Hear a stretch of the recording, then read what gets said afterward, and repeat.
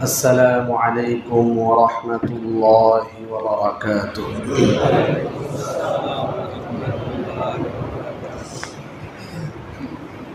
الحمد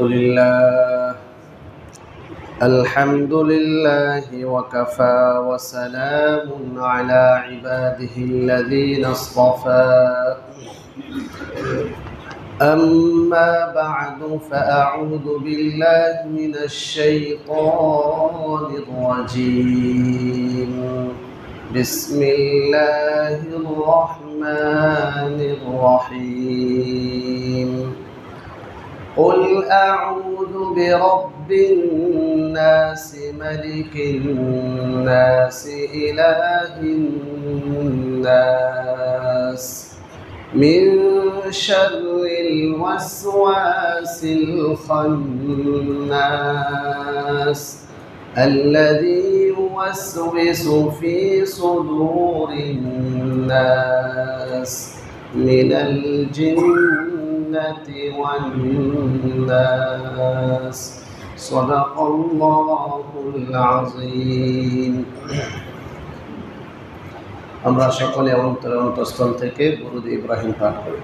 আল্লাহুম্মা সাল্লি আলা মুহাম্মাদ ওয়া আলা আলি মুহাম্মাদ কামা সাল্লাইতা আলা ইব্রাহিম ওয়া আলা আলি ইব্রাহিম إنك حميد مجيد.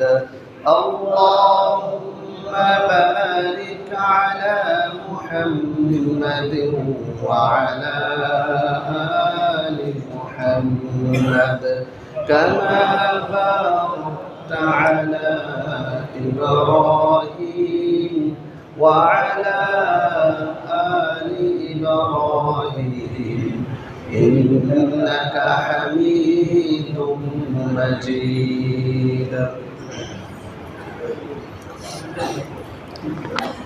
আলহামদুলিল্লাহ, আল্লাহ তাআলার অশেষ মেহেরবানি যে আল্লাহ পাক রব্বুল আলামিন আমাদেরকে পবিত্র জুমার দিনে এই মুহূর্তে আল্লাহ তাআলার মহান বড় এক হুকুম জুমার নামাজ আদায় করার জন্য মসজিদে আসার তৌফিক দান করেছেন। পাশাপাশি কোরআন ও হাদিস থেকে কিছু আলোচনা শোনার ব্যবস্থা করেছেন। এই জন্য আমরা সকলে দিল থেকে শুকরিয়া আদায় করি, আলহামদুলিল্লাহ।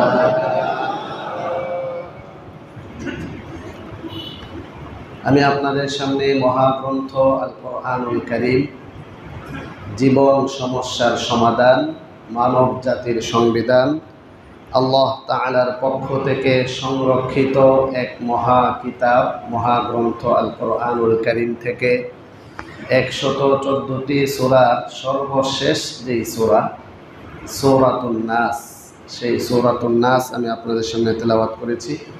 আল্লাহ পাক রব্বুল আলামিন আমাদের সবাইকে সূরাতুন নাসের আলোকে আজকের খুতবার যে আলোচ্য বিষয় সেটা মনোযোগের সাথে আমলের নিয়তে শ্রবণ করার তৌফিক দান করুন।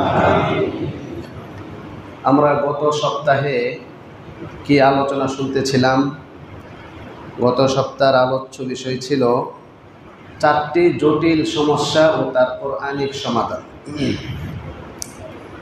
4টি জটিল সমস্যার 3টি সমস্যা সম্পর্কে মোটামুটি কিছুটা আলোচনা হয়েছিল।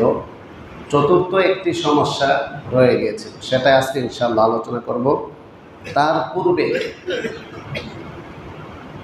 আমাদের নবী, আখির নবী, বিশ্ব নবী, শ্রেষ্ঠ নবী ও শেষ নবী হযরত মুহাম্মদ মুস্তাফা সাল্লাল্লাহু আলাইহি ওয়াসাল্লামের একখানা ভবিষ্যৎবাণী পাঠ করে আলোচনা শুরু করতে চাই।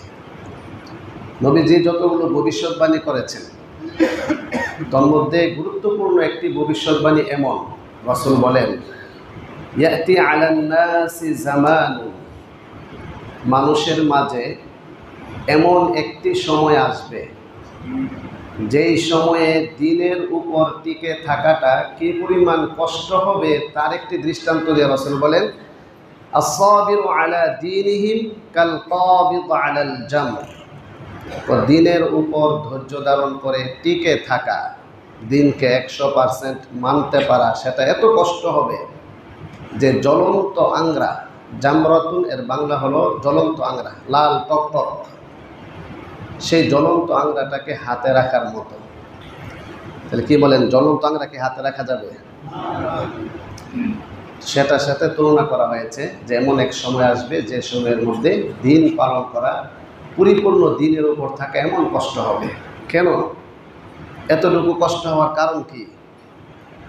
অন্য হাদিসে বলেন, এমন এক সময় আসবে যে সময়ে মানুষের এমন দুরবস্থা হবে, ধর্মচর্চার ক্ষেত্রে এমন দুরবস্থা হবে, ধর্মীয় অনুশাসন মানার ক্ষেত্রে পরিস্থিতিটা এত ভয়াবহ আর জটিল আকার ধারণ করবে যে একজন মানুষ সকালে মুমিন, বিকালে কাফের হয়ে যাবে।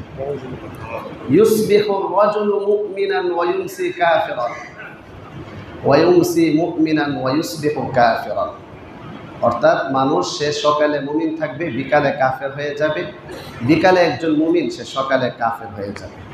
বলেন নাউজুবিল্লাহ।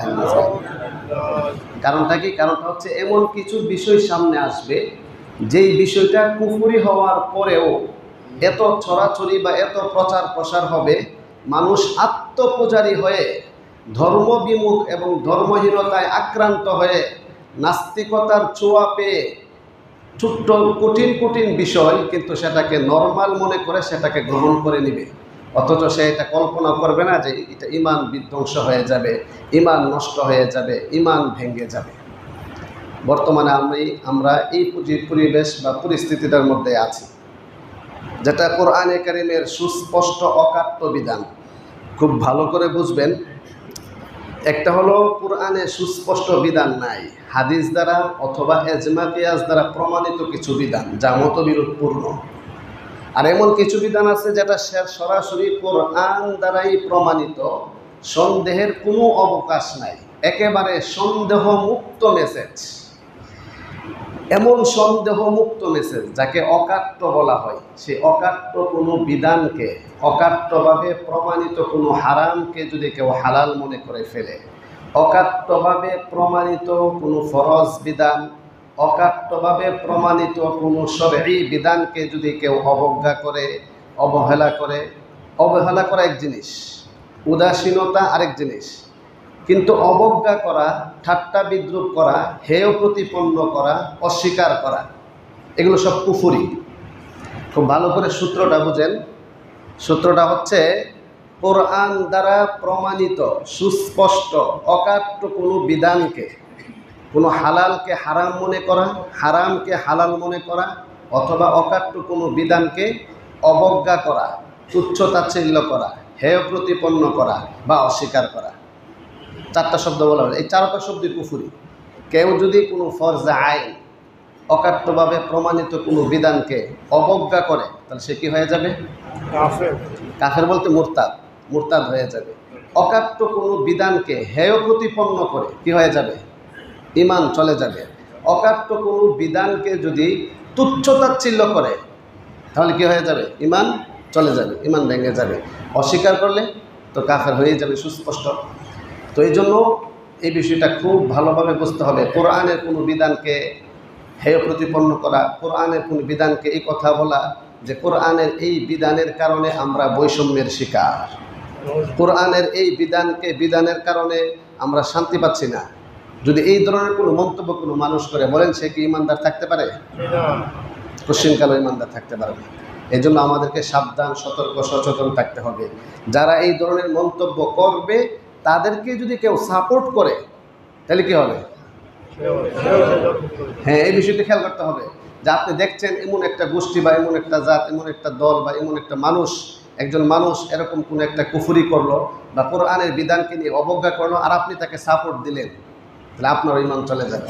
আল্লাহ পাক রব্বুল আলামিন আমাদের সবাইকে ধর্মহীনতা, ধর্মবিমুখতা, নাস্তিকতা থেকে বাঁচার তৌফিক আমাদের সবাইকে দান করুন, আমিন। আল্লাহু আকবার কাবীরা। তো আমাদের যে চারটি জটিল সমস্যা ছিল, সেই চারটি জটিল সমস্যার প্রথম সমস্যাটি ছিল বদনজর, দ্বিতীয় সমস্যাটি ছিল জিনের আসর, তৃতীয় সমস্যাটি ছিল জাদুগ্রস্ত, চতুর্থ সমস্যাটি কি ছিল? ওয়াসওয়াসা। চতুর্থ সমস্যাটি কি ছিল? সেই ওয়াসওয়াসা সম্পর্কে আমরা অল্প সময়ে কিছু কথা শুনবো। আমরা গত সপ্তাহ প্রতিশ্রুতি দিয়েছিলাম এই 4টি সমস্যা থেকে বাঁচার উপায় কি, এর জন্য কোরআন ও হাদিসের গাইডলাইন কি, নির্দেশনা কি, সমস্যার সমাধান কি, কোরআন ও হাদিস থেকে ইসলামী শরীয়তের আলোকে প্রেসক্রিপশন কি, কোরআনিক প্রেসক্রিপশন, সুন্নাহ প্রেসক্রিপশন, সেটা আমরা আজকে ইনশাল্লাহ এই নামাজের পরে যাদের প্রয়োজন মনে করবেন তারা ইনশাল্লাহ এই শীটটা নিয়ে যাবেন আমাদের খাদেম বাইজিদ থেকে। তো আজকে হচ্ছে ওয়াসওয়াসা। এর আগে যে 3টা সমস্যা ছিল সেটা সংক্ষিপ্তভাবে একটু স্মরণ করিয়ে দিই। অনেকে হয়তো এমন আছেন যারা আজকে এই সপ্তাহ নতুন আসছেন, গত সপ্তাহ ছিলেন না। কয়েকজন আমার সাথে এমন সাক্ষাৎ করেছেন, দূর মিরপুর থেকে আসছেন, যে হুজুর এখানে নাকি জিন্নাতের কি চিকিৎসা করা হবে না, জিন্নাতের কোনো চিকিৎসার কথা বলা হয়নি, নাকি জিন্নাতের আলোচনা করা হয়েছে, তার থেকে বাঁচার কিছু মাধ্যম বলা হয়েছে। সেই মাধ্যমটা যদি আপনি জানতে চান তাহলে আপনি নামাজের পরে একটা শীট নিয়ে যাবেন। বদনজর হচ্ছে খারাপ দৃষ্টি, কুদৃষ্টি, খারাপ প্রতিক্রিয়া, চোখ লাগা, মুখ লাগা, তার নিদর্শন আমরা বলেছিলাম এবং সেটা লিখিত আকারে আছে। তারপরে জিনের আসর।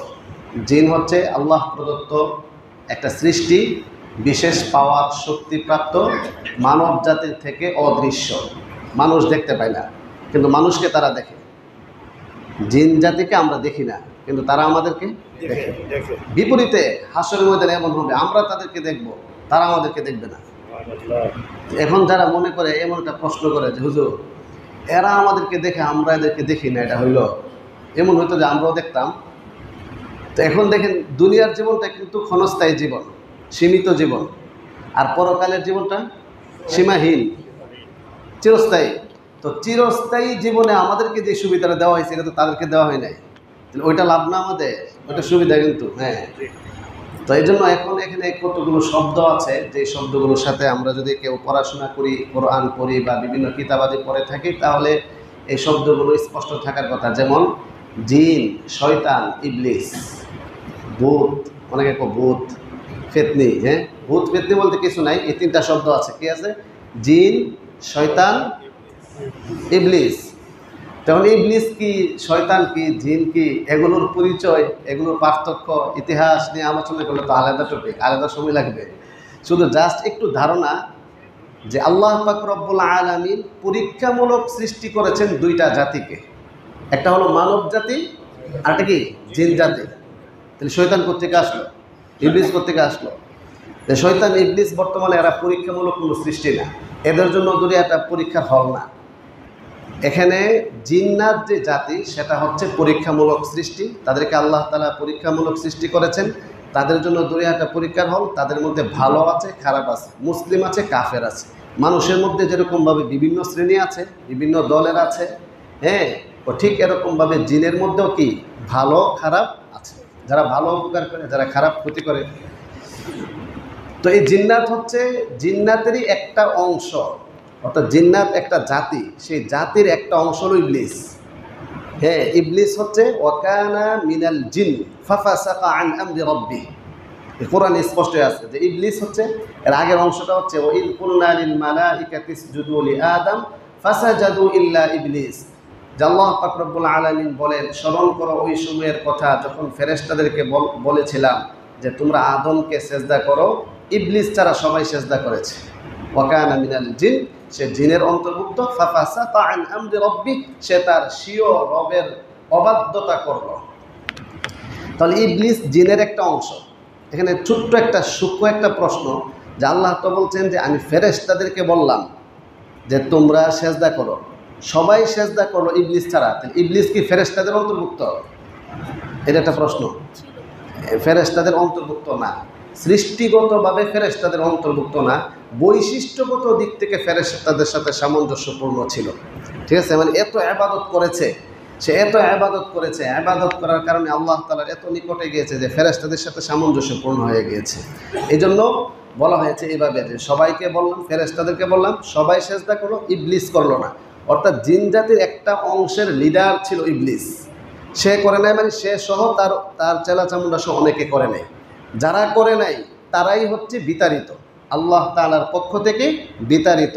আমরা যে বলি আউযু বিল্লাহি মিনাশ শাইতানির রাজিম, আমি আশ্রয় প্রার্থনা করছি আল্লাহ তাআলার নিকট বিতাড়িত শয়তান থেকে। সে কোত্থেকে বিতাড়িত? সেই রূহের জগতে যখন আল্লাহ তাআলা পরীক্ষামূলক মানব জাতিকে সৃষ্টি করেন, মানব জাতির রূহ আত্মাকে যখন সৃষ্টি করেন তখন এই নির্দেশনাটা দেওয়া হয়েছিল। আর ওই সময় ইবলিস এবং শয়তান এরা বিতাড়িত হয়েছিল। বিতাড়িত হওয়ার পরে কেন হয়েছিল, কিভাবে হয়েছিল, প্রেক্ষাপট কী ছিল, বিস্তারিত ঘটনা কম বিষয় তো আমরা জানি, সেটা আলোচ্য বিষয় না। বিতাড়িত হওয়ার পরে শয়তান কর্তৃক, ইবলিস কর্তৃক আল্লাহ তাআলার কাছে প্রস্তাব দিয়েছিল যে আমাকে যেহেতু বিতাড়িত করা হয়েছে আর আপনি মানুষকে সৃষ্টি করেছেন, আদমকে সৃষ্টি করেছেন, মানব জাতিকে সৃষ্টি করবেন, তাহলে আমাকে অবকাশ দিন, কিয়ামত আগ পর্যন্ত আমি তাদেরকে পথভ্রষ্ট করব। এই প্রস্তাব দিলে আল্লাহ পাক রব্বুল আলামিন এই প্রস্তাব গ্রহণ করেছেন, আবার শর্তও দিয়ে দিয়েছেন। ঠিক আছে, তুমি আমার এই সৃষ্টি মানব জাতিকে ধোঁকা দিয়ে প্রতারণা করে পথভ্রষ্ট করবে, তবে ওই বান্দা আর ওই মানুষ যদি গুনাহ লিপ্ত হয়ে তোমার কুমন্ত্রণায়, প্ররোচনায় গুনাহে লিপ্ত হয়ে আমার কাছে তওবা করে, আমি সাথে সাথে আল্লাহ তাআলা ক্ষমা করে দিব। তাহলে এখন কি হলো যে শয়তান একটা মানুষকে বিভিন্নভাবে ওয়াসওয়াসা, কুমন্ত্রণা, প্ররোচনা দিয়ে গুনাহে লিপ্ত করে, আবার যখন সে আল্লাহ তাআলার দিকে ফিরে আসে, আল্লাহ তাআলার কাছে তওবা করে, তো আল্লাহ পাক রব্বুল আলামিন তাকে শুধু ক্ষমা করেন এতটুকু নয়, আল্লাহ তাআলা বলেন ফাউলাইকা ইউবাদদিলুল্লাহু সাইয়্যাতিহিম হাসানাত, আমি আল্লাহ পাক রব্বুল আলামিন তার গুনাহগুলো মাফ করে দিয়ে যদি সে খাঁটি তওবা করে তাহলে তার গুনাহগুলোকে নেক দ্বারা পরিবর্তন করে দেয়। অতএব এখানে নৈরাশ্যতার কোনো সুযোগ নাই যে আল্লাহ শয়তানকে এত পাওয়ার দিয়ে দিল। এবং পাওয়ার কি পাওয়ার দিয়েছে? যে শয়তানকে এতটুকু শক্তি আর পাওয়ার দেওয়া হয়েছে, সে মানবের রগে রেশায় চলতে পারে। হাদিসে আসছে ইন্না শাইতান ইয়াজরি মাজরাদ দাম, অর্থাৎ আমাদের রক্তনালী, রক্তনালীতে রক্ত যেই স্পিডে চলাচল করে সেই রক্তের সাথে শয়তান চলাচল করতে পারে। তাহলে এতটুকু ক্ষমতাও দেওয়া হয়েছে, আবার আমাদেরকে এই সুযোগও দেওয়া হয়েছে যে তওবা করলে আবার ক্ষমা করে দেবে। এই জন্য অনেক সময় শয়তান 20 বছর 30 বছর একটা লোককে ধোঁকা দিয়ে আর ওই কুমন্ত্রণা দিয়ে তাকে একটা জায়গায় আনে, আবার সে তওবা করে আবার সাথে সাথে ক্ষমাপ্রাপ্ত হয়ে যায়। এতে করে শয়তান খুব রাগান্বিত হয়। তো যাই হোক, তাহলে এখান থেকে আমরা বুঝলাম যে আদম আলাইহিস সালাম থেকে নিয়ে কিয়ামত আগ পর্যন্ত যে সময়টা, এই সময়টার মধ্যে, ফুল সময়টার মধ্যে হায়াত পাবে একটা জাতি, একটা সৃষ্টি, সেটাকে ইবলিস এবং শয়তান। আরে শয়তান তো আদম আলাইহিস সালাম হাবিল কাবিলকে যে ধোঁকা দিয়ে হত্যার ঘটনা ঘটাইছিল, এরপর থেকে শয়তান মারা গেছে নাকি? শয়তান সহ, ইবলিস সহ শয়তানের যে চেলাচামুন্ডা, এদের তো মারা যাবে না। এদের কিয়ামত আগ পর্যন্ত মৃত্যু নাই। এরা কিয়ামত আগ পর্যন্ত এরা বেঁচে থেকে এই মানব জাতিকে গুমরাহ করবে। এই দায়িত্ব সে আল্লাহ তাআলার কাছ থেকে নিয়ে আসছে। তাহলে এখান থেকে আমরা কি বুঝলাম? জিন জাতি আল্লাহ তাআলার পক্ষ থেকে ইবাদতের জন্য সৃষ্ট, তাদের জন্ম মৃত্যু আছে, তাদের স্বাভাবিক চলাফেরা আছে, ভালো খারাপ আছে। আর এর থেকে একটা অংশ, একটা গোষ্ঠী যেটা শয়তান নামে আমরা চিনি, সেই শয়তান কিন্তু আল্লাহ তাআলার পক্ষ থেকে বিতাড়িত বিশেষ পাওয়ারপ্রাপ্ত মানব জাতিকে গুমরাহ করার লক্ষ্যে। তাদের কোনো কিয়ামত আগ পর্যন্ত মৃত্যু নাই। প্রথম সিংহা ফুৎকার দেওয়ার পরে ওই সময় তারা মৃত্যুবরণ করবে, সব শয়তান মৃত্যুবরণ করবে। এর আগ পর্যন্ত তারা জীবিত থাকবে। এই তথ্যটাকে আপনারা অনেকে নতুন জানছেন মনে হয়, অনেকের কাছে এই জিনিসটা আনকমন লাগতেছে। শয়তান এবং জিন সম্পর্কে আরও অনেক তথ্য আছে যেগুলো অনেকের কাছে আনকমন লাগবে। যেহেতু আমরা এগুলো নিয়ে অনেকে পড়াশোনা করি না, জ্ঞান চর্চা করি না, অনেক সময় আমরা হজবরল করে ফেলি। কোনটা শয়তান, কোনটা জিন, কোনটা মানুষ শয়তান, কোনটা জিন শয়তান, কোনটা অস্তিত্বগত শয়তান। এই শয়তান শব্দের ব্যবহার রয়েছে 4-5টা। বাকি আমি আপনাদের সামনে যে আয়াত তেলাওয়াত করেছি, এই আয়াতে আল্লাহ পাক রব্বুল আলামিন স্পষ্ট ঘোষণা দিয়ে জানিয়ে দিয়েছেন শয়তানের অবস্থান, শয়তানের কার্যক্রম কোরআনে কারীমের বিভিন্ন জায়গায় বলেছেন এবং সুস্পষ্ট ভাষায় আল্লাহ তাআলা ঘোষণা দিয়েছেন ইন্নাহু লাকুম আদুউম মুবিন, নিশ্চয়ই শয়তান তোমাদের সুস্পষ্ট শত্রু, সুস্পষ্ট শত্রু। অতএব ওয়ালা তাত্তাবিউ খুতুওয়াতিশ শাইতান, তোমরা শয়তানি কর্মকাণ্ড, শয়তানি কাজের পদাঙ্ক অনুসরণ তোমরা করিও না। এবারে শয়তানি কর্মকাণ্ড কি, শয়তান কি কি কাজ করে তার এক তালিকা আছে, সেটা অন্য সময় আলোচনা হবে। সূরাতুন নাস এর মধ্যে আল্লাহ পাক রব্বুল আলামিন আমাদেরকে শিক্ষা দিয়েছেন তোমরা আশ্রয় প্রার্থনা করো 3টা জিনিস থেকে। কুল আউযু বিরাব্বিন নাস, মালিকিন নাস, ইলাহিন নাস, মিন শাররিল ওয়াসওয়াসিল খান্নাস, আমি আমার রব মানুষের রবের নিকট আশ্রয় প্রার্থনা করছি। মিন শাররিল ওয়াসওয়াস আল খান্নাস, ওয়াসওয়াস মানে কুমন্ত্রণা দানকারী। ওয়াসওয়াসের বাংলা কি?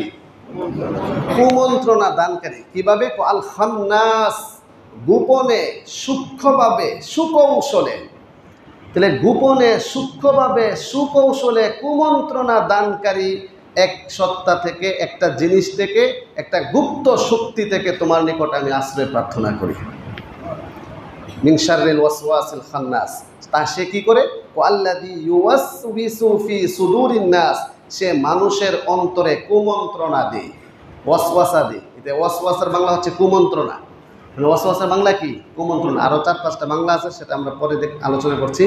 তো যে মানুষের অন্তরে কুমন্ত্রণা দেয় তার অনিষ্টতা থেকে, এক নাম্বার একটা পাওয়া গেল মূলত শয়তান। আল ওয়াসওয়াস আল খান্নাস এর অর্থ কি? শয়তান থেকে। 2 নাম্বার হলো মিনাল জিন্নাতি, জিন শয়তান থেকে। এখানে জিন শয়তান আবার কোনটা দেখছেন? একটা তো ডাইরেক্ট শয়তান, যেই শয়তান আল্লাহ তাআলার কাছ থেকে বিতাড়িত, যে শয়তান অবকাশপ্রাপ্ত। সে বলছিল আনজিরনি ইলা ইয়াউমি ইউবআসুন, পুনরুত্থান পর্যন্ত আমাকে অবকাশ দিন, ছাড় দিন। ছেড়ে দেন নাই, ছাড় দিয়েছেন, অবকাশ দিয়েছেন। তাহলে অবকাশপ্রাপ্ত গুপ্ত অস্বাভাবিক বুদ্ধি বহির্ভূত এক শক্তি, এক সত্তা, এর নাম হলো শয়তান। বুঝছেন? শয়তান বুদ্ধি বহির্ভূত। শয়তানকে দেখা যায়, শয়তানকে ধরতে পারবেন, দেখা যাবে। শয়তান আপনার ভিতরে কখন প্রবেশ করছে, কখন যাচ্ছে আপনি টের পাবেন। তাহলে শয়তান হচ্ছে এমন যে সে আপনার কাছে হুট করে আসবে, হুট করে চলে যাবে। তাহলে এটা বুদ্ধি বহির্ভূত, কোনো যন্ত্র দিয়ে ধরা যাবে। আপনার সামনে সিসি ক্যামেরা লাগানো থাকলে ধরা যাবে আপনার কখন বের হইলো, কখন আসলো। আচ্ছা, এক্সরে করলে ধরা যাবে, এক্সরে করলে কোনো যান্ত্রিক কোনো কিছু দিয়ে ধরা যাবে। তাহলে এটা গুপ্ত এক শক্তি, যেটা বুদ্ধি বহির্ভূত, অস্বাভাবিক, অসাধারণ, বুদ্ধি বহির্ভূত, দেখা যায় না, ছোঁয়া যায় না। হ্যাঁ, এমন এক গুপ্ত শক্তির নাম হইল কি?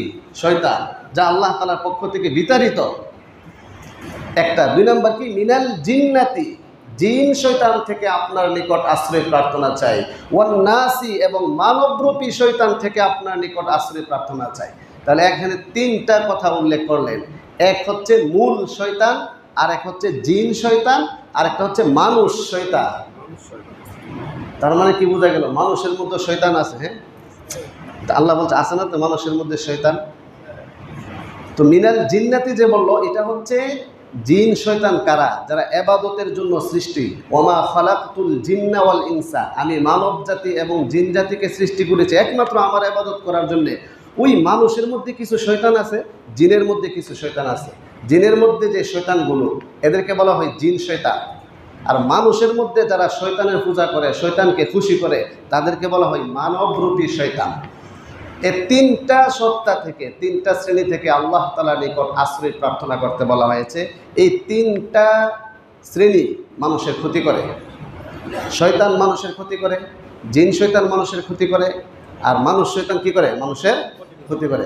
এই জন্য সবসময় আল্লাহ পাক রব্বুল আলামিন বলছেন, তোমরা ইহকালীন সমস্যা থেকে, পরকালীন সমস্যা থেকে বাঁচতে চাও, তাহলে সূরাতুল ফালাক এবং সূরাতুন নাস পড়ো। সূরাতুল ফালাকের মধ্যে ইহকালীন সমস্যা, আর সূরাতুন নাসের মধ্যে হচ্ছে পরকালীন সমস্যা। যে সমস্যাগুলো পরকালকে কেন্দ্র করে তারা এই সমস্যাগুলো করে থাকে। তো আল্লাহ পাক রব্বুল আলামিন আমাদের সবাইকে বেশি বেশি সূরাতুন নাস এবং ফালাক পড়ে ইহকালীন এবং পরকালীন যাবতীয় ফিতনা ফাসাদ সমস্যা থেকে বাঁচার তৌফিক দান করুন। এবার আমাদের যে 4টা জটিল সমস্যা, বদনজর, জিনের আসর। এখানে জিনের আসর বলতে দুষ্ট জিনগুলো। দুষ্ট জিনগুলো মানুষের ক্ষতি করে। কিভাবে করে, কাউকে ক্ষতি করলো কিনা, তার লক্ষণ কি, সেটা আমরা আলোচনা করেছিলাম। কাউকে জিন ধরেছে, জিনে আক্রান্ত করেছে, তার লক্ষণ কি, সেগুলো আলোচনা করেছে। এবং শীট আকারে নাম্বারিং আছে, সেটা আপনারা নিয়ে যাবেন। আজকের আলোচ্য বিষয় হলো ওয়াসওয়াসা। 4টা জটিল সমস্যা, 4 নম্বর সমস্যাটা কি? ওয়াসওয়াসা। তো শুনেন, ওয়াসওয়াসা শব্দের অর্থ হলো কুমন্ত্রণা, প্ররোচনা, বাজে চিন্তা। বলেন, ওয়াসওয়াসা একটা অর্থ কি? কুমন্ত্রণা। একটা অর্থ কি? প্ররোচনা। ওয়াসওয়াসার আরেকটা অর্থ কি? বাজে চিন্তা, খারাপ চিন্তা। এটাকে কি বলে? ওয়াসওয়াসা বলে। তো এই ওয়াসওয়াসাটা আবার 2 প্রকার। একটা হচ্ছে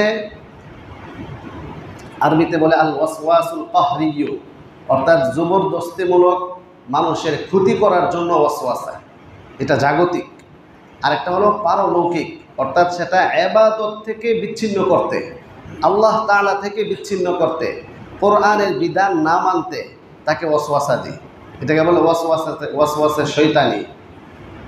সূরাতুন নাসের মধ্যে ওয়াসওয়াসা শয়তানের বিষয়টা এখানে উল্লেখ করা হয়েছে। এ ব্যাপারে অনেকগুলো হাদিস রয়েছে।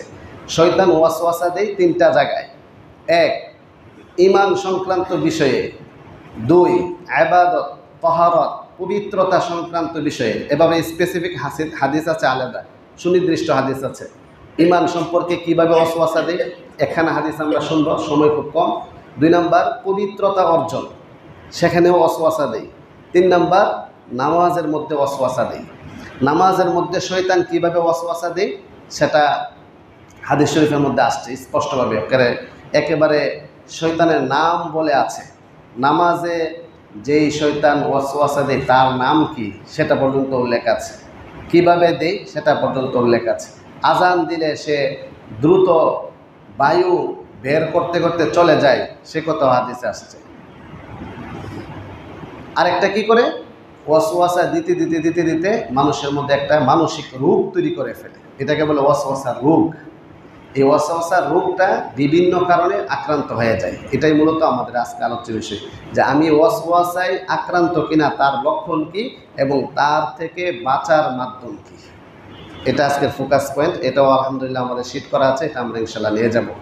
তো এক্ষেত্রে 1 নম্বর হাদিস শুনেন। মিশকাত শরীফে বা হাদিসের প্রায় অধ্যায়ের মধ্যে একটা অধ্যায় আছে বাবুন ফিল ওয়াসওয়াসা।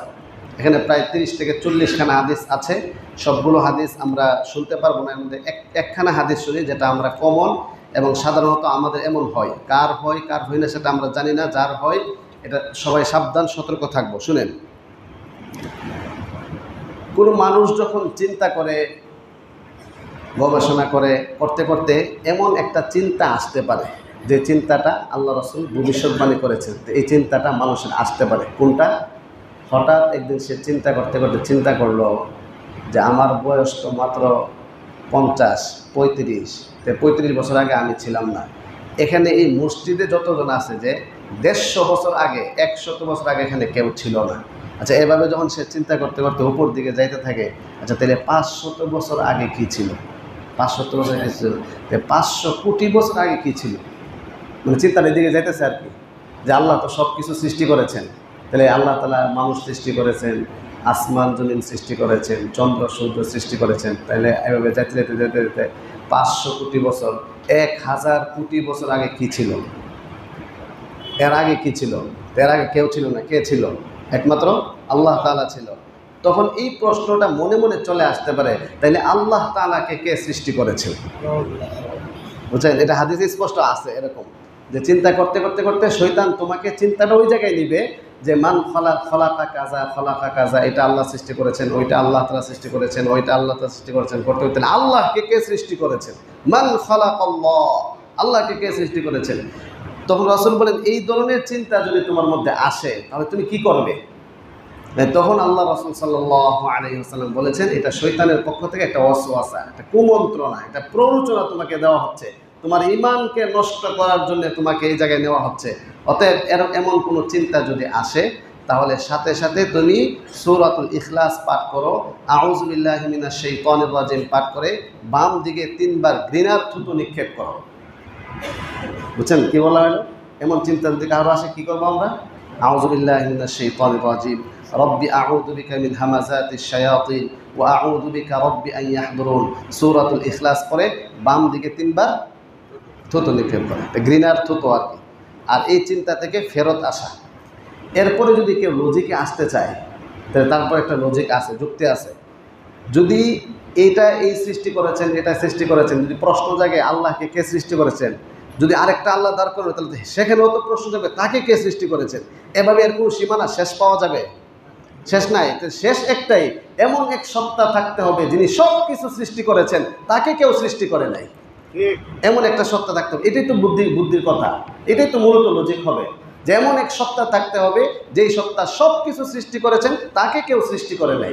এই জন্য আল্লাহ তাআলার পরিচয় আল্লাহ তাআলা সূরাতুল ইখলাসে এভাবেই দিয়েছেন, কুল হুয়াল্লাহু আহাদ, আপনি বলুন যে আল্লাহ তাআলা এক, আল্লাহুস সামাদ, আল্লাহ তাআলা অমুখাপেক্ষী, লাম ইয়ালিদ ওয়া লাম ইউলাদ, তিনি জন্ম দেননি, জন্মগ্রহণ করেননি, ওয়া লাম ইয়াকুল লাহু কুফুয়ান আহাদ, তিনি কারো সমকক্ষ নন, তার সমকক্ষ কিছু নাই, তার প্রতিপক্ষ কিছু নাই, তিনি একমাত্র সত্তা, তিনি একক, তিনি শুরু, তিনি শেষ, তিনি গোপন, তিনি প্রকাশ্য, তিনি সব কিছু, সকল ক্ষমতার উৎস একমাত্র কে?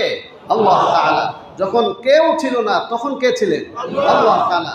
যখন কেউ থাকবে না, সব ধ্বংস হয়ে যাবে, তখন কে থাকবে? তিনি তো আমাদের আল্লাহ তাআলা, তিনি আমাদের স্রষ্টা, তিনি আমাদের রব, তিনি আমাদের খালেক, তিনি আমাদের মালিক, তিনি আমাদেরকে রিজিক দিচ্ছেন। অতএব শেষ, এই চিন্তা থেকে দূরে সরে আসতে হবে।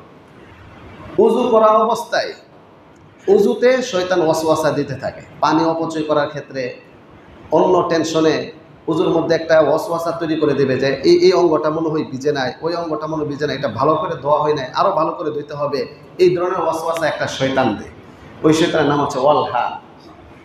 3 নম্বর, নামাজে যখন বান্দা দাঁড়ায় তখন স্পেশাল কিছু শয়তান আছে, এরা শুধু নামাজের মধ্যে ধোঁকা দেওয়ার জন্য দায়িত্বপ্রাপ্ত। শয়তানের একটা লিডার আছে, সেই লিডারের বাড়ি কোথায় জানেন? শয়তানের প্রধান কোথায় থাকে, তাদের বাড়ি কোথায়?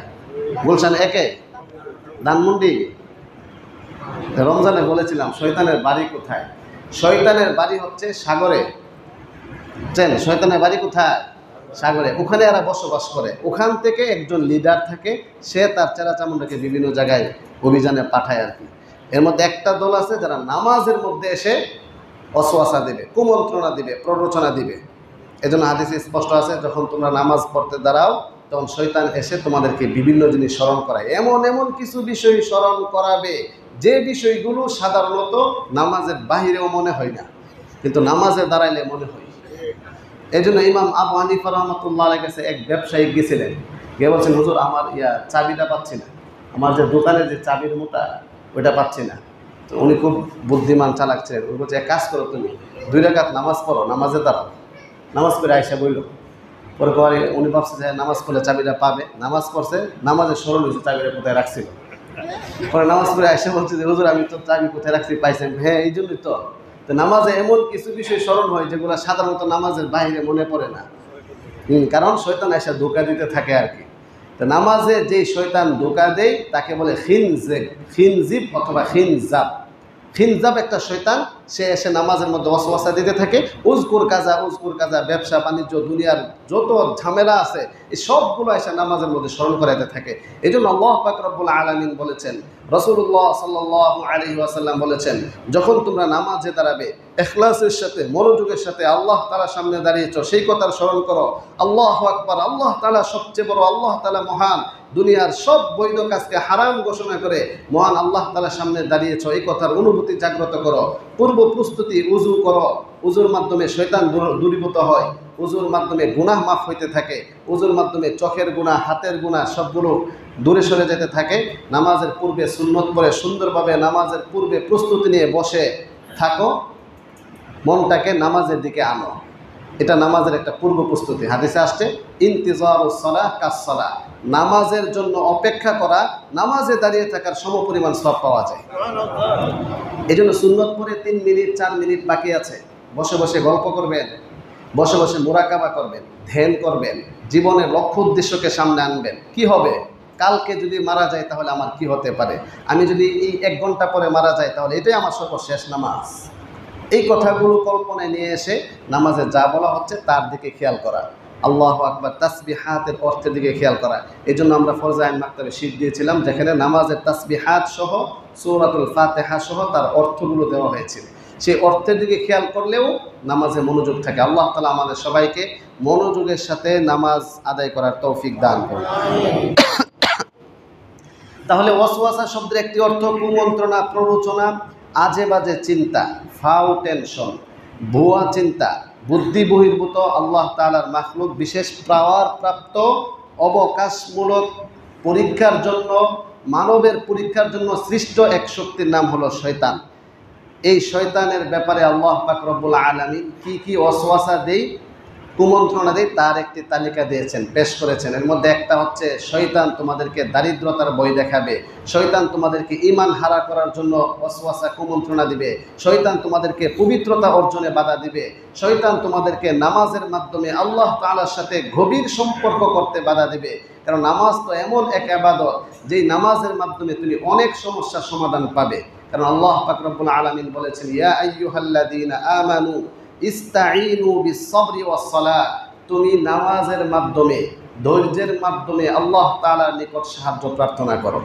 এখন নামাজের মাধ্যমে আল্লাহ তাআলার কাছে সাহায্য চাইলে বান্দা সমস্যার সমাধান পাবে। এক্ষেত্রে শয়তান কি দিবে? বাধা দিবে। ওয়াসওয়াসা একটি রোগ। এতক্ষণ যে ওয়াসওয়াসা কথাগুলো বলা হয় এটা কোনো রোগ না, কিন্তু এই ওয়াসওয়াসা প্রাপ্ত হয়ে মানুষ দুশ্চিন্তা করতে করতে, গুনাহের কাজ করতে করতে, অথবা খারাপ কাজ করতে করতে, অশ্লীল বেহায়াপনা কোনো কাজ করতে করতে একটা পর্যায়ে ওয়াসওয়াসাটা রোগে আক্রান্ত হয়ে যায়। কার ওয়াসওয়াসাটা রোগে আক্রান্ত হয়েছে এ ব্যাপারে কিছু লক্ষণ এখন বলা হবে, খুব মনোযোগের সাথে আমরা খেয়াল করি। এর মধ্যে ওয়াসওয়াসা রোগে আক্রান্ত হওয়ার লক্ষণসমূহ একটু মনোযোগ দিয়ে আমরা সবাই শুনে দেখেন। 1 নাম্বার, কারণে অকারণে সর্বদা চিন্তিত থাকা। সবসময় একটা টেনশন চিন্তা খুব কাজ করে। মাথায় বিক্ষিপ্ত চিন্তা ঘোরাঘুরি করার কারণে দৈনন্দিন কাজ, সালাত, ইবাদত, জিকির, তিলাওয়াত ইত্যাদিতে মনোযোগ দিতে না পারা, এটা একটা ওয়াসওয়াসা রোগের লক্ষণ। 2, হঠাৎ আচার আচরণ পরিবর্তন হওয়া। এতদিন ভালো ছিল কিন্তু এখন যে অন্যরকম আচরণ করে, এক ধরনের উদাস ভাব চলে আসা, কোনো কিছুতেই ভালো লাগে না, ভালো না লাগার একটা রোগ, কিছুতেই ভালো লাগে না। চলো ঘুরে আসি, একটু ঘুরতে যাই, না আর ভাল লাগে না। চলো মসজিদে যাই, মসজিদে নামাজে ভাল লাগে না। চলো খাইতে যাই, ভাল লাগে না, তার শুধু ভাল লাগে না। এই ভাল না লাগার একটা রোগ, কোনো কিছুতেই ভাল লাগে না। কেন ভাল লাগে না? এটা ওয়াসওয়াসা রোগ। এটা কি? ওয়াসওয়াসা একটা রোগ। 3, উযু, গোসল, সালাতের বিশুদ্ধতা কিংবা আরবি শব্দের উচ্চারণ নিয়ে বেশি দ্বিধাদ্বন্দ্বে থাকা। শুধু একটা শব্দ নিয়ে এই শব্দটা কেমন হবে, এটা কি আসলে এমন, ওটা এমন, আচ্ছা উযু যে করলাম উযুটা কি হইল না, আবার উযু করে আসি, আবার উযু করতে বসলো, 10 মিনিট লাগায় উযু করার পরে আবার একই কথা, হইল কিনা উযুটা আবার। আচ্ছা এইভাবে নামাজে দাঁড়ালে তার শুধু অন্য চিন্তা, দুশ্চিন্তা, নামাজ যে পড়লাম কি, নামাজটা হইল কি না, আবার পড়ি। বাথরুমে গেলে 1 ঘন্টা, গোসল করতে গেলে 1 ঘন্টা, একবার গোসল করে আসা আরেকবার গোসল করতে যাওয়া। কি রোগে আক্রান্ত? বুঝতেছেন না কি রোগে আক্রান্ত? ওয়াসওয়াসা রোগে আক্রান্ত। 4 নাম্বার, পরিষ্কার পরিচ্ছন্নতা অথবা পরনের কাপড় নিয়ে অতিরিক্ত চিন্তা করা। কাপড়টা ধুয়ে পড়ছে, আবার কাপড়টা ময়লা লাগলো কিনা, আবার কাপড়টা আবার ধোয়া পরে আবার পরে আবার শুকায়। এটা একটা ওয়াসওয়াসা রোগ। উযু, গোসল বা শৌচকর্মের সময় এক অঙ্গ বারবার ধোয়া, এরপর তৃপ্ত হতে না পারা, টয়লেট বা গোসলখানায় অপ্রয়োজনীয় অতিরিক্ত সময় ব্যয় করা। 7 নাম্বার, বারবার মনে হওয়া উযু ভেঙে যাচ্ছে, অথবা প্রস্রাবের ফুটা পড়ছে, অথবা সবসময় এমন মনে হওয়া যে পেছন থেকে বায়ু বের হচ্ছে, বাতাস বের হচ্ছে কিনা নিশ্চিত না, মনে হয় বাতাস বের হচ্ছে। বিশেষত সালাতের সময় এই অনুভূতি হওয়া, কিন্তু নিশ্চিত হতে পারে না। এটা কিসের লক্ষণ? 18, মুরব্বী, উস্তাদ বা বয়োজ্যেষ্ঠদের সামনে বসলে অথবা বড়দের সাথে কথা বলতে লাগলে মনে হওয়া যে আমার কি বিয়াদবি হয়ে যাচ্ছে কিনা, উনি আমাকে বিয়াদব মনে করছে কিনা, এই ধরনের একটা ওয়াসওয়াসা তৈরি হয়ে যায়। কেউ তাকে বিয়াদব বলে মনে করছে, এমন মনে করা। 19, আল্লাহ তাআলা, রাসূল সাল্লাল্লাহু আলাইহি ওয়াসাল্লাম অথবা ইসলামের ব্যাপারে বারবার মাথায় অবমাননাকর চিন্তা আসা। 10, এরকম মনে হওয়া যে কানের কাছে কেউ ফিস করছে, আপনি কুফরি করছেন, আপনার কাজটা ঠিক হচ্ছে না, অথবা অন্য অস্পষ্ট কথাবার্তা তার কানে আসা। 11, মাঝে মধ্যে কোনো অদ্ভুত শব্দ কণ্ঠ শুনতে পাওয়া। অন্যদিকে অবস্থা এমন হওয়া যে কারোর সাথে এটা নিয়ে আলোচনা করলে ভাবে আপনি পাগল হয়ে যাচ্ছেন। 12, সালাতের রাকাত ভুলে যাওয়া কিংবা আরকানগুলোর ব্যাপারে দ্বিধায় ভোগা। নামাজে ভুল হওয়া এটা স্বাভাবিক, 1বার 2বার 1 দিন 2 দিন ভুল হতে পারে, কিন্তু নিয়মিত প্রত্যেক নামাজে খালি ভুল হয়। এই সেজদা কি একটা দিলাম নাকি 2টা দিলাম, না তাহলে আবার 3 নম্বর সেজদাটা দিই, এরকম ওই 4 নম্বর সেজদাটা দিই। নামাজ কি 2 রাকাত হইল নাকি 3 রাকাত হইল, নামাজ 7 রাকাত করে ফেলছে, এভাবে চিন্তা করতে যে এইগুলো হচ্ছে কি কিসের লক্ষণ? রুকু সেজদা দীর্ঘায়িত করতে না পারা, জলদি উঠে যাওয়া, সেজদা দেখ মনে হয় অনেক সময় দেরি হয়ে গেছে, তাড়াতাড়ি উঠে যায়, আবার অনেক সময় মনে হয় তাড়াতাড়ি সেজদার জায়গায় অনেক ধীর স্থির সেজদা করছে, মনে হয় শেষ হচ্ছে না, এমন একটা ভাব তার মাথায় কাজ করা। 15 স্বপ্নে নোংরা, ময়লা, পায়খানা ইত্যাদি দেখা, প্রিয় মানুষের নিয়ে বাজে স্বপ্ন দেখা, এই জিনিসগুলো হচ্ছে ওয়াসওয়াসার লক্ষণ। এমন লক্ষণ যদি কারো মাঝে প্রকাশ পায়, আল্লাহ তাআলা না করুন, আল্লাহ তাআলা আমাদের সবাইকে এই ধরনের ওয়াসওয়াসা রূপ থেকে, বদনজর থেকে, দুষ্ট জিন্নাতের ক্ষতি থেকে আমাদের সবাইকে হেফাজত করুন। যারা এই ধরনের রোগে আক্রান্ত আছে, আল্লাহ তাআলা তাদের সবাইকে দ্রুত শেফা দান করুন। আমরা সবাই সম্মিলিতভাবে এই ধরনের আসমানি বালা, জমিনি বালা, আপদ বিপদ, শয়তানের কুমন্ত্রণা, ওয়াসওয়াসা, বদনজর, জিন্নাতের আসর, জাদুগ্রস্ত থেকে, সব ধরনের বিপদ থেকে আল্লাহ তাআলা আমাদের সবাইকে রক্ষা করুন। আমিন। এবার ওয়াসওয়াসা রূপ থেকে মুক্তির উপায়, সময় খুব কম। 1 নাম্বার, পুরুষ হলে অবশ্যই জামাতের সাথে সালাত পড়া, মুত্তাকি, পরহেজগার, আল্লাহওয়ালাদের সাথে সম্পর্ক করা, উঠবস করা, যথাসম্ভব নিজের সাধ্য অনুপাতে গুনাহ থেকে বেঁচে থাকার সর্বোচ্চ চেষ্টা করা। 2, নাপাক থেকে বেঁচে থাকা, সবসময় পরিষ্কার পরিচ্ছন্ন থাকা, সবসময় উযু অবস্থায় থাকা। 3 নাম্বার, সালাতের মধ্যে ঘুমের সময় শয়তান ওয়াসওয়াসা দিলে বাম দিকে হালকা 3 বার থুতু দেওয়া, আর এই ওয়াসওয়াসা দিচ্ছে না এই কথাটা বারবার মনে করা, আর কোরআনে বর্ণিত এই দোয়াটা পড়া। সেটা কি? রব্বি আউযু বিকা মিন হামাযাতিশ শায়াতিন, হে আমার রব, আমি শয়তানের যাবতীয় ক্ষতি থেকে আপনার নিকট আশ্রয় প্রার্থনা করি। ওয়া আউযু বিকা রব্বি আন ইয়াহদুরুন, শয়তানে ওয়াসওয়াসা দেওয়ার জন্য, রোগ সৃষ্টি করার জন্য আমার কাছে যেন উপস্থিত হইতে না পারে, সেজন্য আপনার কাছে আশ্রয় প্রার্থনা করি। সব ধরনের বিপদ থেকে উদ্ধারের মালিক কে? বলেন আল্লাহ তাআলা। একথার বিশ্বাসকে গাঢ় করতে হবে। পৃথিবীর কেউ কোনো ক্ষতি করতে পারবে না যদি আল্লাহ তাআলা আমার সাথে থাকেন। আল্লাহ তাআলা যদি আমাকে সাহায্য করেন, পৃথিবীর কেউ ক্ষতি করতে পারবে না। এই দৃঢ় বিশ্বাস রাখতে হবে। এই দোয়াটি বেশি বেশি পড়া। সকাল, সন্ধ্যা ও ঘুমের সময় মাসনুন আমলগুলো গুরুত্বের সাথে করা। শৌচাগারে প্রবেশের সময় দোয়া পড়া। আপনি বাথরুমে যাবেন, ওয়াশরুমে যাবেন, নির্দিষ্ট দোয়া রাসূল শিক্ষা দিয়েছেন। আল্লাহুম্মা ইন্নী আউযু বিকা মিনাল খুবুসি ওয়াল খাবাইস। প্রতিটা কাজের ক্ষেত্রে দোয়াগুলো পড়তে থাকা। আয়াতুল হারক প্রতিদিন তেলাওয়াত করা, অর্থাৎ যেই সকল আয়াতে জান্নাত জাহান্নামের কথা বলা হয়েছে সে আয়াতগুলো খুঁজে খুঁজে পড়া।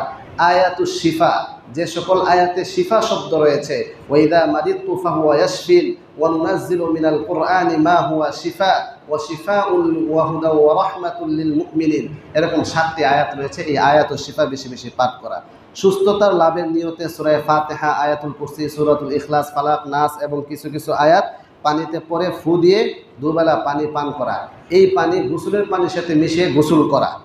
আল্লাহ তাআলার কাছে সর্বশেষ, আল্লাহ তাআলার কাছে সাহায্য চেয়ে দোয়া করতে থাকা, যথাসম্ভব ওয়াসওয়াসা পাত্তা না দিয়ে এড়িয়ে যাওয়া, আর আল্লাহ তাআলার উপর ভরসা করা। তো আল্লাহ পাক রব্বুল আলামিন দ্রুত তাকে এই ওয়াসওয়াসা রূপ থেকে হেফাজত করবেন, মুক্তি দান করবেন। এই হলো ওয়াসওয়াসা রূপ থেকে বাঁচার উপায়সমূহ। এ ব্যাপারে অনেকগুলো হাদিস রয়েছে। কোরআনে কারীমের সূরাত হামিম সেজদার 36 নং আয়াতে আল্লাহ তাআলা বলেন, ওয়া ইম্মা ইয়ানজাগান্নাকা মিনাশ শাইতানি নাজগুন, যখন তোমাদেরকে শয়তান খোঁচা মারে, নাজগুন মানে শয়তান খোঁচা মারে, ভিন্ন কিছু প্ররোচনা দেয়, তখন ফাস্তাইজ বিল্লাহ, তুমি আল্লাহ তাআলার কাছে আশ্রয় প্রার্থনা করো। ইন্নাহু হুয়াস সামিউল আলিম, নিশ্চয়ই তিনি সর্বশ্রোতা, সম্যক অবগত। কোরআনে কারীমের শুধু এই সমস্যা না, আজকে যে 4টি সমস্যা উল্লেখ করা হলো 2 সপ্তাহে, বদনজর, জিনের আসর, জাদুগ্রস্ত এবং ওয়াসওয়াসা, এই 4টি জটিল সমস্যা সহ আরও যাবতীয় যত সমস্যা হতে পারে, সব ধরনের সমস্যা থেকে মুক্তি প্রাপ্তির ক্ষেত্রে এই কাজগুলো করতে হবে। এখন যা বলা হচ্ছে খুব খেয়াল করুন। 1, আত-তাওবাতু ওয়াল ইস্তিগফার, বেশি বেশি তওবা এবং ইস্তিগফার করা। একখানা হাদিস শুনেন, সময় কম। ইবনে আব্বাস রাদিয়াল্লাহু তাআলা আনহু থেকে বর্ণিত, তিনি বলেন, আল্লাহর রাসূল, সবাই পড়ি, সাল্লাল্লাহু আলাইহি ওয়াসাল্লাম ইরশাদ করেছেন, মান লাজিমাল ইস্তিগফার, যে ব্যক্তি বেশি বেশি ইস্তিগফার করবে, ক্ষমা প্রার্থনা করবে, আস্তাগফিরুল্লাহ পাঠ করবে, জাআলাল্লাহু লাহু মিন কুল্লি যিকিন মাখরাজা, অবশ্যই আল্লাহ পাক রব্বুল আলামিন তাকে সব ধরনের সংকীর্ণতা থেকে মুক্ত করে দিবেন। সুবহানাল্লাহ। ওয়া মিন হাম্মিন ফারাজা, আপনি ডিপ্রেশনে ভুগছেন, দুশ্চিন্তায় ভুগছেন, বেশি বেশি ইস্তিগফার করেন, রাসূল বলেন ওয়ামিন হাম্মিন ফারাজা, প্রত্যেক দুশ্চিন্তা থেকে আল্লাহ তাআলা লাঘব করে দিবেন। ওয়া রাযাকাহু মিন হাইসু লা ইয়াহতাসিব, ইস্তিগফারের এত ফায়দা যে আল্লাহ পাক রব্বুল আলামিন তাকে অকল্পনীয়ভাবে রিজিক দান করবেন। সুবহানাল্লাহ। 2 নম্বর আমল আস-সাবর ওয়াল ইস্তিআনা, ধৈর্য এবং সাহায্য প্রার্থনা। এই কথা মনে রাখতে হবে। আল্লাহ তাআলা বলছেন, হে বান্দা, আমি তোমাকে দুনিয়াতে পাঠিয়েছি আর অবশ্যই আমি তোমাকে পরীক্ষা করব, বিভিন্ন আপদ বিপদ দিয়ে পরীক্ষা করব। অতএব এটা একটা বিপদ, এটা একটা আল্লাহ তাআলার পরীক্ষা হতে পারে, এই জন্য ধৈর্য ধারণ করা, নামাজের মাধ্যমে আল্লাহ তাআলার নিকট সাহায্য প্রার্থনা করা। 3 নাম্বার আল ইনফাকু ওয়াস সাদাকা, খরচ করা, আল্লাহ তাআলার রাস্তায় দান করা। রাসূল বলেন ওয়াদাহু মারদাকুম বিসসাদাকা, তোমরা সাদাকার মাধ্যমে তোমাদের অসুস্থতার চিকিৎসা তোমরা করো। ওয়াইদ্দু লিল বালাই আদ-দুআ, বিপদ থেকে বাঁচার জন্য অগ্রিম বেশি দোয়া করো। তাহলে দোয়ার মাধ্যমে, সাদাকার মাধ্যমে, দান খায়রাতের মাধ্যমে আল্লাহ তাআলা আপদ বিপদ দূর করে দেন। 4 নম্বর আমল, বিশেষ আমল, গুরুত্বপূর্ণ আমল, যা সমস্ত নবী আম্বিয়া ওলিগণ করেছেন, এমন একটি বিশেষ গুরুত্বপূর্ণ আমল যে আমলের কথা হাদিসে বারবার বর্ণিত হয়েছে, সেটি কি? সালাতুত তাহাজ্জুদ। عن بلال رضي الله تعالى عنه أن رسول الله صلى الله عليه وسلم قال عليكم بقيام الليل, রাসূল বলেন তোমরা কিয়ামুল লাইল তথা তাহাজ্জুদের সালাতকে আঁকড়ে ধরো। কেন? ফাইন্নাহু দাকবুস সালিহিন, এই সালাতুত তাহাজ্জুদ ও তাহাজ্জুদের নামাজ হচ্ছে সকল নেককার বুজুর্গদের একটা অভ্যাস ছিল। ক্বাবলাকুম ওয়া ইন্না কিয়ামাল লাইলি কুরবাতুন ইলাল্লাহ, ও কিয়ামুল লাইল তাহাজ্জুদ নামাজ পড়া হচ্ছে আল্লাহ তাআলার নৈকট্য প্রাপ্ত হওয়ার সবচেয়ে সহজতম মাধ্যম। ওয়া মানহাতুন আনিল ইসমি, এবং গুনাহ থেকে বিরত থাকার গুপ্ত যোগ্যতা অর্জনের মাধ্যম। বুঝতেছেন অনুবাদ? ওয়া মানহাতুন আনিল ইসম, গুনাহ থেকে বাঁচার বিশেষ শক্তি অর্জন হয় কিসের মাধ্যমে? তাহাজ্জুদের সালাতের মাধ্যমে। ওয়া মাতরাদাতুন লিদ্দাই আনিল জাসাদ, শারীরিক রোগ থেকে মুক্তির কারণ হয়। এই কথাটা কি সবাই বুঝতে পেরেছেন? পিছনে যারা বসছেন, তাহাজ্জুদের সালাতের মাধ্যমে রোগ মুক্তি পাওয়া যায়। আল্লাহ তাআলা রাসূলুল্লাহ সাল্লাল্লাহু আলাইহি ওয়াসাল্লামের মাধ্যমে আমাদেরকে এই কথা জানিয়েছেন যে সালাতুত তাহাজ্জুদ মাতরাদাতুন লিদ্দাই আনিল জাসাদ, শারীরিক রোগ, মানসিক রোগ থেকে আল্লাহ তাআলা মুক্তি দান করেন। এই জন্য আল্লাহ পাক রব্বুল আলামিন আমাদের যে সকল আমালগুলো বলা হইল, সবগুলো আমল আমাদের সবাইকে সুন্দরভাবে যথাযথ নিয়মে করার তৌফিক দান করুন। এবার সর্বশেষ, এই জাতীয় সমস্যায় আক্রান্ত হওয়ার ঘটনা অ্যাভেলেবেল, কমন। এবার শুনেন চিকিৎসা পদ্ধতি, বদনজর, জিনের আসর, জাদুগ্রস্ত, অসওয়াসা থেকে সহ চিকিৎসা পদ্ধতি কি আছে। এক্ষেত্রে আমরা অনেকে কবিরাজের সম্মুখীন হই। সময় অল্প থাকার কারণে ঘটনা লম্বা করে বলতে পারবো না। ইদানিং গত সপ্তাহে যখন আমি বাড়িতে যাই, 7 জন কবিরাজের সাথে কথা বলেছি। যেহেতু এই বিষয়ে পড়াশোনা করছি, এই বিষয়ে বয়ান করবো, এই বিষয়ে গবেষণা চলছে, যার কারণে এরকম বিজ্ঞ 7 জন কবিরাজের সাথে আমি সাক্ষাৎকার নিয়ে কথোপকথন করেছি এবং নিজের পারিবারিক এক বিপদ নিয়েও তাদের সাথে আলোচনা করার পরে তাদের কি ট্রিটমেন্ট থাকে সেগুলো নিয়ে গবেষণা করার পরে অনেক তথ্য বের হয়ে আসছে, যে তথ্যগুলোই আসলে কোরআন হাদিসের সাথে সামঞ্জস্যপূর্ণ, বরং সাংঘর্ষিকপূর্ণ। এবার শুনেন, চিকিৎসা পদ্ধতি এক্ষেত্রে 4টা। বলেন, কবিরাজি চিকিৎসা কয় প্রকার? 4 প্রকার। 1 নাম্বার আফদল, সর্বোত্তম। 2 নাম্বার উত্তম। 3 নাম্বার বৈধ। 4 নাম্বার হারাম। বুঝতে কষ্ট হয়েছে?